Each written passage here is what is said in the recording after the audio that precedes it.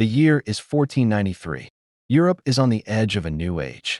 And at the heart of it all stands a man who will change the map forever. Maximilian I, Holy Roman Emperor, the young prince and the unexpected bride. Maximilian was born in 1459, the son of the Holy Roman Emperor Frederick III. He was a prince of the House of Habsburg, a family that would one day rule half the world. But their power wasn't guaranteed yet.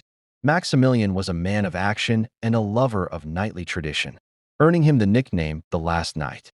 But his greatest victories weren't won just with a sword. They were won with a wedding ring.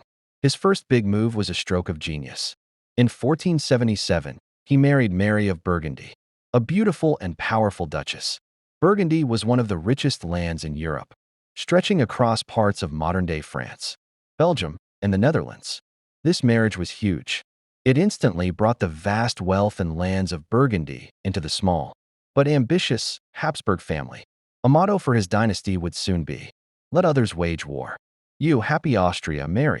When his father died in 1493, Maximilian became the sole ruler of the Habsburg lands and the Holy Roman Emperor. The empire was a complicated mess, hundreds of small states, princes, and cities, all fighting with each other.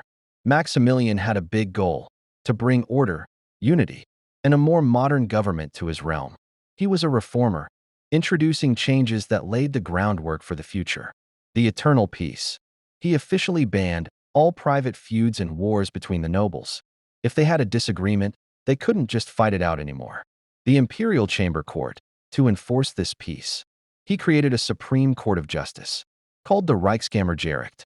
This was a massive step toward a modern legal system. The common penny, to pay for his new army and his defense against the Ottoman Turks. He introduced a common tax across the empire. He wasn't always successful, though. Many German princes didn't like his efforts to centralize power. But his reforms showed that the old medieval way of doing things was slowly being replaced by a more organized, modern state. Maximilian knew that land gained through war could be lost just as quickly. Land gained through marriage, however, was a family inheritance. He was a master of what historians call dynastic marriage policy. His children and grandchildren became the ultimate chess pieces in his grand game.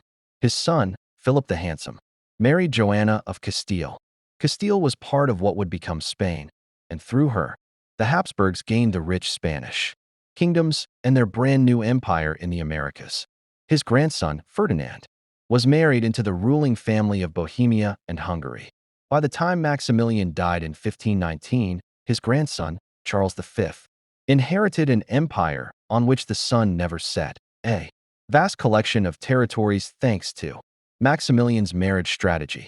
Despite his efforts as a modern ruler, Maximilian loved the old ways of knighthood.